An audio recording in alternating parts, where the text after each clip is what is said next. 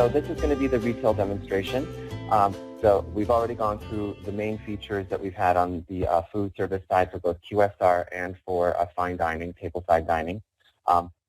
With that being said, of our retail version, there's a few different functions that you're going to be using a little bit more on the retail side that you wouldn't be using necessarily on the restaurant, but it's essentially going to be a pared down version of what we have for the restaurant side.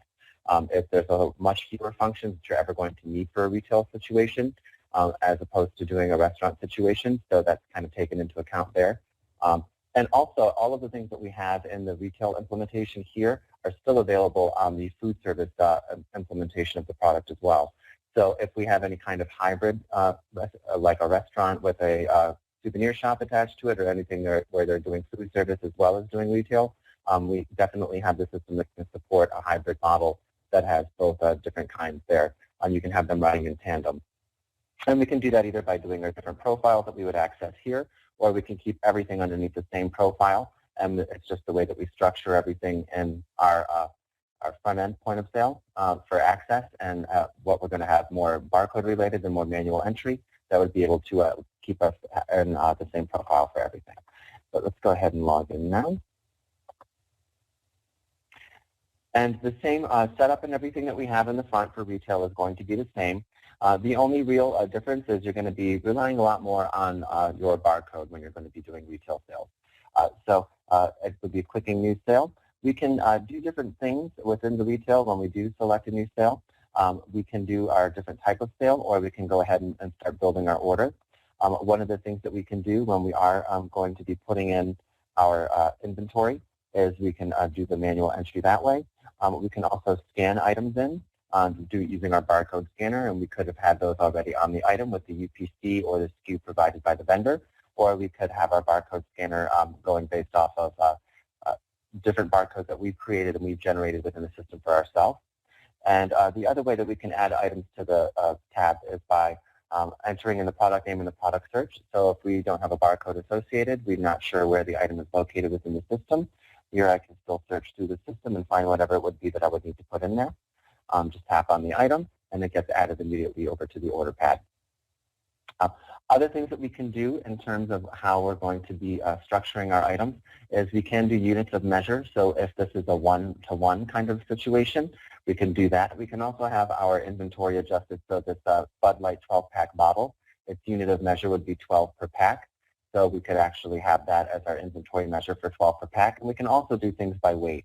So for lemon and limes here, if I was doing, I was measuring those out by weight, and I want to enter in the limes, I can make it automatically prompt me for the weight of the item.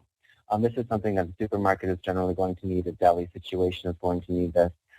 So if somebody is purchasing 3.5 pounds, I would enter in the weight there, and we have the weight that's calculated and the appropriate prices then added to the order pad.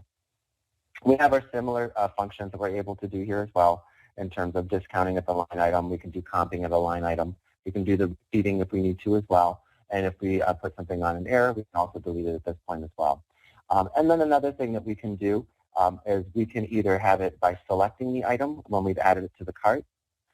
We can select quantity, or we can turn this on as a feature that we will automatically be prompted every time that we do add something to our order pad that we will need to enter in a quantity. This is something that we see being used by hardware stores, gardening centers, any kind of situation where you're going to be buying things both individually or by a pallet, or if you're buying a lot of things that are in bulk, that's where you want to have that quantity option that's going to be constantly popping up. So if this was actually somebody had bought 3 of the same, they have them all there, I can ring in the first item, or I can have it automatically prompt and then select how many of it is that I need to add. And so now you can see that we have our quantity adjusted, and we also have the appropriate price adjusted for the item. Once again, we can have no limit here on our inventory. We can put in as many different categories, as many different items within the categories as we would want to. Generally speaking, the larger your inventory gets, the more barcode related you're going to want to be in the system. It's going to be easier for you to find things both in the front and in the back when you're doing any kind of stock management. And it's also better for keeping up any kinds of really, really detailed, making sure that you have the exact item that you're talking about at all points in time, and there's no kind of a lost in translation about a certain item that's being rung up. So from here, it's a tender. and that brings us to our payment screen, and that's going to be the same as we've seen before for our food service, but we have a lot of different items that are being taken away. We do still have open items, so that if there is something that does not have a barcode for it, it's not in the system, you can't locate it, you can still charge for that item. But we don't need things now that would be like merging tickets, moving tickets, anything table related, anything delivery related. Obviously, we're not going to need that now. So here we can go ahead and just do our payment as we normally would. We have our rewards, we have our loyalty, we can still do split payment. We can still transfer if for some reason we need to transfer to somebody else. We can still do void, we still have our custom tenders. And we also have our forced tax and no tax. With a lot of the different retail establishments, we see a little bit more often where if they're going to be doing anything charitable donations, they're going to want to do no tax on that. Or if it's a charitable organization that's purchasing from them, they can then do no tax. And we can also do the forced tax if for some reason we don't have tax on an item as well. So we'll just go ahead and take this payment here. And one of the things that we have when it comes to retail situation is we need to have a little bit more robust features in terms of refunding. So with the restaurant situation, you're generally going to be refunding at the time of sale. So it's less of a refund and it's more of a void, it's more of a comp. When it comes to retail, it's usually after the fact. It can be after the next day, the next week, however the return policy is that it's going to be available at that retail location. From here, within this check here, this is everything that we have after we pulled up any one of our sales. So we pulled this up already based on our order ID. And if we need to refund the order or we need to refund an item, here's where we can do that. So if I wanted to refund a single item, it would be selecting refund item, and this is based off of the order ID that I pulled up. So if I need to go ahead and refund this, I can go ahead. I want to return this Bacardi Gold here. I'm going to go ahead and put in the price for that and refund that, and that's been refunded off of my order. And if I needed to refund the whole purchase, I can do the refund of the whole purchase as well. And then once I'm finished with all of that, I can go ahead and close that out. And we can set things in retail depending on how fast it is that you need to have your transactions ring up, how quickly your transactions come in between each other, that once you complete a sale, it automatically generates a new sale. So we don't even have to hit this new sale button if we have that option turned on. Once we've taken payment, it's going to automatically go into open sale. The next ticket is ready to be built. We don't need to select new sale. We don't need to select the sales type. It's just automatically going to start. We can start building that order. So one of the things that retailers tend to do a little bit more often as well is they tend to do more wholesaling and more B2B sales, more business to business. So for here, if I'm going to go ahead and do a wholesale, and say I'm selling to a restaurant here, one of our clients that we have, I'll just go ahead and fill up this order here. And then I want to attach my client to the sale. So let's say that here Charlene is going to be who I'm going to put on here. And they're going to, they have their 10% that they get as an automatic discount. We can place that on the customer record. So if there's some kind of standing discount that a customer gets, we can go ahead and do that. And then when we get to our tender screen, instead of taking payment now, if we want to take payment later, we can now invoice this transaction. We can still take payment after it's been invoiced if we need to just be printing off invoices or sending invoices for the sake of record keeping for both yourself and for the person that's purchasing off of you. You can do that. But if we want to go ahead and just fulfill this order and take payment later, we're going to go ahead and print the invoice. And this is basically what is going to be received. We have our logo, we have our information, we have all of the information for the vendor, or not the vendor, rather the recipient of the invoice, whoever's purchasing all this information. We have invoice numbers for tracking. Our terms of payment are there as well that we have set up through the system. And then every item that we have, and then the subtotal, and the additional notes that may be relevant. And then we can go ahead and just email the invoice directly to the customer through the screen. So we can either print that out and hand them a paper copy, or we can email directly through the system and make it a completely paperless transaction. And then all of these invoices will be saved in your 30, 60, 90-day open invoices in the reporting section. So you can keep track of which invoices have been paid, which invoices have not been settled. Everything that's there in terms of the invoicing is going to be available for you there. Okay, and then we still have that split pay option here as well. As far as our other options that we have, it's the same as we have in our food service. We still have the ability to go through our history. We still have the full gift card options here. that we probably are going to be using a little bit more in the retail scenario than we would for a restaurant. Loyalty options is still available as well. So all of the different balances that we can check, adding points, deactivating, searching across our loyalty plans, that's all there as well. Same with price check. If we have the UPC or of the item, we can go ahead and do a stock and a price check on this item so that we can see whether or not we either have it in stock, or we could also see what the price is if there's some no price attached to that. And we still have all of our different register options as well.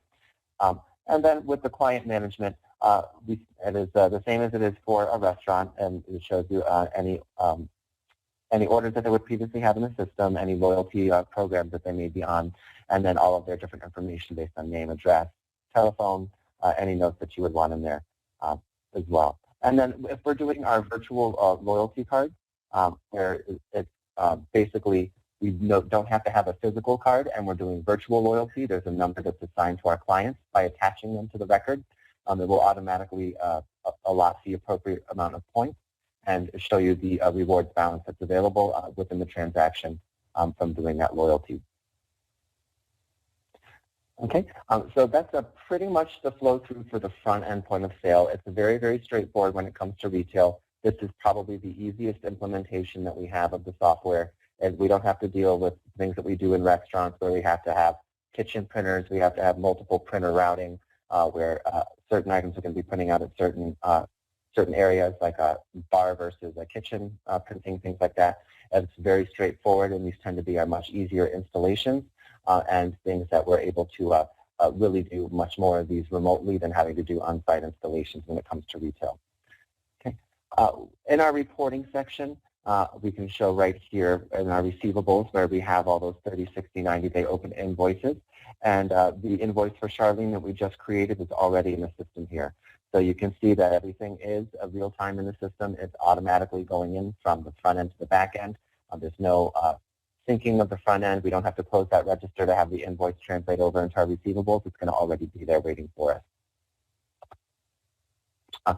If we need to get into any kind of complex register algorithms, if we need to see anything that's going on in terms of what we have going on at specific sales or under specific people, we can see sales by register if we need to see maybe based on location of register, or we can use our sales by register for different locations. If we want to have everything underneath the same profile, we could have Kevin's stage here be the register for store A, and we can have Eric staging there as store B. So if you wanted to have multiple locations underneath the same profile, some people choose to do that. Some people like to keep them separate. And we do have a concept of roll-up where we can take the data from multiple locations and put it all together into one profile. This is where you can see, based on the registers, which locations, if that's how you decided to split this up, are performing better. You can also see any terminal cash till reports. These are basically everything that we've had settled within a certain date range. All of our registers for our different employees that have been settled. This is where we would find all of that information. Our purchasing information is going to be the same in the reporting as it would be for our restaurant as well. Other things that we have also here within the refunds, and these are more for our refunds that are longer out. So if somebody has within their return policy that you can return things for up to 30 days, these are their transactions that are going to be probably about 2 weeks out at this point. And we want to be able to look up any cash sale transactions for a period of time. We can look it up from here, and we can do full or partial refunds. And we can do the same for credit card transactions if we needed to do that as well. The reason that we have it set up in this manner is we have gotten a lot of feedback from our clients that they like to be able to, on those later refunds, review the item before it manually is added back to inventory. If we were to have done it in the front end, it would automatically have taken those items that we returned and readjusted our inventory and placed it back into inventory.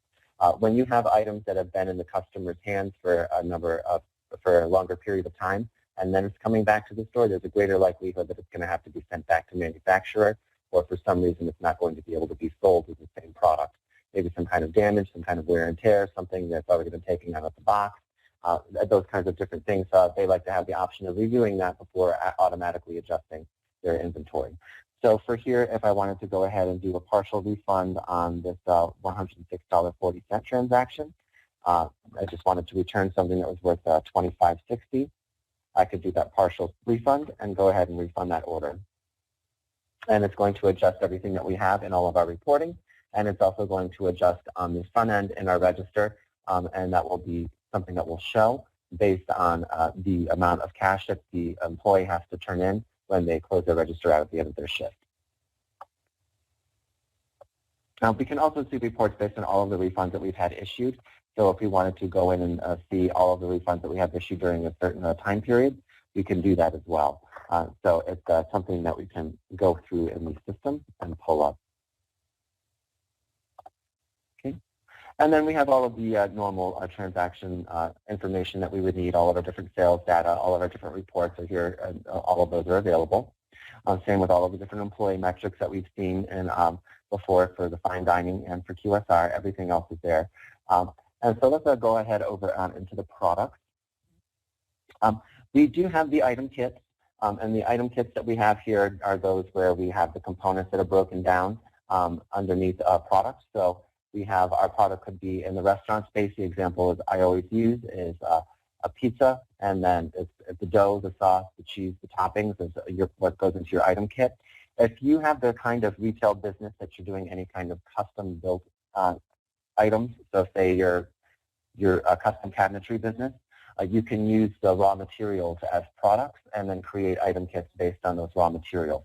So if you wanted to, you could do this cabinet package is going to require this much lumber, this many nails, this many pieces of hardware that goes on it, this much stain, and that could be done as an item kit as well. With our units of measure that I spoke about earlier, this is where we can put in our different units of measure, 12 per case, 6 per case. If we wanted, we already have by default each and by the pound. So that's something that's already in there. But if you have any other forms of measurement that need to be placed, this is where that can be done. Any barcode generation we would want to do, if we didn't want to go sifting through our product records and we want to do it straight from here, we can generate barcodes from here as well. And we do support multiple formats for making those different barcodes. If I want to just generate 10 barcodes here to put on my item, it's very simple. It's been generated here, and now I can print it off on my barcode printer, and I can slap it on any item that I might need to do that. Okay, category sort is still available. We still have our subcategories underneath all of our categories as well. Then we can see any subcategories listed under a certain product. As you can see here under beer, we have our subcategory delineation there. And we still do support the concept of the modifiers within this space. So if there is some further delineation that somebody wants in their product offering, so if they want to have size done as a modifier, as a force modifier for an apparel business, they want to have the shirt that is located underneath their brand category, and they want to have small, medium, large, extra large as the force modifier. That's something that can be done as well. Or you can just create new individual products, which is usually what we recommend to do. Purchasing information is all the same with the purchase orders. If I wanted to create a new purchase order, I would go in here. I would hit that plus sign. Make sure all that my shipping information is correct. Any vendor that I have, I can go ahead and choose those vendors. And from there, I get my drop-down of all of the different products associated with this vendor. So if I needed to reorder all of my Malbecs, my Shiraz, and my Cabernet, I can come in here and add those different items that I would need to add to this purchase order to be sent to ABC Beverage. And based on the quantity that I want ordered, I can change that here. So I need 40 of this, I need 50 of this, and I need 20 of these. And based on our unit of measure that we have, if this is going to be something that's 12 per case, or if it's 6 by case, each one of these would be the case that would be ordered. So you can see that the cost is coming over here, and the total is all there as well. And once we've finished adding everything to this, we can just go ahead and hit create. It's going to create that purchase order. And same layout as our invoice. It's one unique layout that we have for our purchase orders, our invoice and our stock receipt. So there's only one basically way that you need to learn the information. And it's all the same information, the vendor's information, your information, everything that's being ordered. And we can directly email this to our vendor through the system as well. And then when we want to do the stock receipt, if I was wanting to do that same purchase there, this would be the one that we just created. So I've already sent it in. I've already received my stock, and I want to be able to show how many I've received. I did get all of my Cabernet. I got all of my Shiraz, but I only got 15 of my Malbecs. I'll adjust that, and then I'll go ahead and close that out. And all of my inventory that's associated there has now been adjusted. So it's a really easy way that we can adjust our inventory when we get our new shipment in. If we wanted to do transferring stock, going stock from one store to another, we do have transfer stock and accept transfer so that we're able to make sure there's no he said, she said on where something is gone. So here we have the reference that we might want to do for the stock transfer. Say I need to do 2 cases of Absolute. And we want to take it from this one store, and we want to take it, send it to the other store that we have associated here. I can go ahead and do my store information. I have my product information here. I'm going to select that category. We said we were going to do Absolute. And these are the different products that I can put on here to transfer. I'm going to go ahead and I'm going to transfer 4 of these. I don't think I need any of those, 4 of these. And I'll do 5 of these. So I'll go ahead and create that. And now the stock transfer has been created. I'm still liable for this stock until it reaches the new store because I've initiated the transfer. And then once I'm actually going to accept that transfer, this is where I can find that. We're going to go ahead and do this Bacardi move here. So this is one of the Bacardi that was moved. We have all the products and items that are in here. Transferred 10, 15, and 10. I'm going to go ahead and say that I did get everything here. And by doing that, now I have basically completed this transfer from one store to another. The inventory has been adjusted from store A as being taken off, and it's been added to the inventory of store B. If we want to do any kind of stock measurements, this is something that's usually done on a weekly, bi-weekly basis where you basically are counting all of your stock by hand.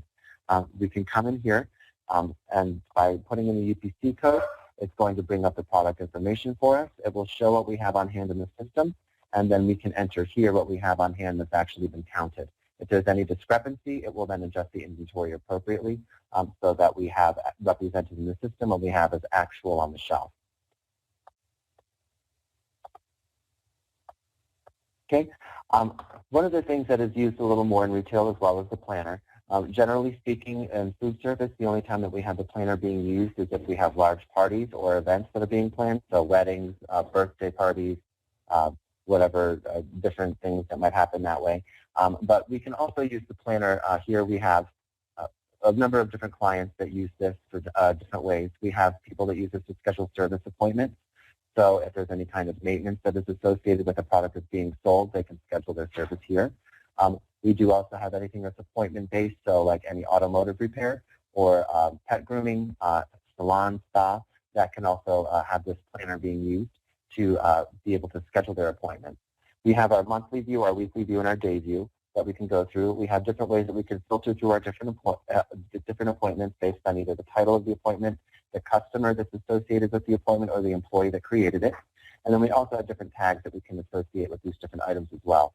So if the tag we wanted to put on the appointment was an oil change, that's something that we can do there as well. So we click anywhere on the calendar, and from there we're able to create our event that we want to add to the planner. We first need to select the employee. So if this is a hair studio and I wanted to assign whoever the stylist was, I could go ahead and assign that stylist. I want to choose the customer. And this is something that's really nice when we choose the customer, is that all of that customer record information pulls up here. And if we're using the planner for these customers, we can see their history in here. We can see different sales that they've had. We know when the last time it is that they've been in here. We can see any tags that have been created for them. In a pet grooming scenario, we might do the tag as the pet's name. That could be something that we want to search against. And then we also can do media. So if there's any kind of picture that we want to have associated with this client, and that's something that happens more for a salon. This is a picture of their hair the way they want it. They sent this in to us. This is what they're looking for. Or if it's the style that needs to be done for a pet and pet grooming, they have a picture. This is the way I want the dog to look. That's something that we can attach there. And based on any customer that we put in here, it's going to change that customer information. And you can see it's pretty instant in how that happens. So go ahead for Betty's Spaghetti. We're going to go ahead and give her a perm. And we'll put in the description of the item. If we need to, well, we're just going to do a perm right there, full head. And then check off whatever the date is that we're going to sign this. We're going to do this on Monday the 22nd. And we're going to do our start time here at 10 o'clock, and we'll do our end time at noon so that we have that blocked off for her. The event type is anything that we have here that would be programmed based on what our different model of business would be. So these would be the different services that we could put in there: cut, color, style, whatever we would want to do. I'm just going to go ahead and press that for now. If this is an all-day event, that's something if you have like large parties coming in and you want to block off a huge amount of time, you can do that. This is not, though, and this is only a one-time thing. So we're going to do that as a one-time recurring. Go ahead and create that event.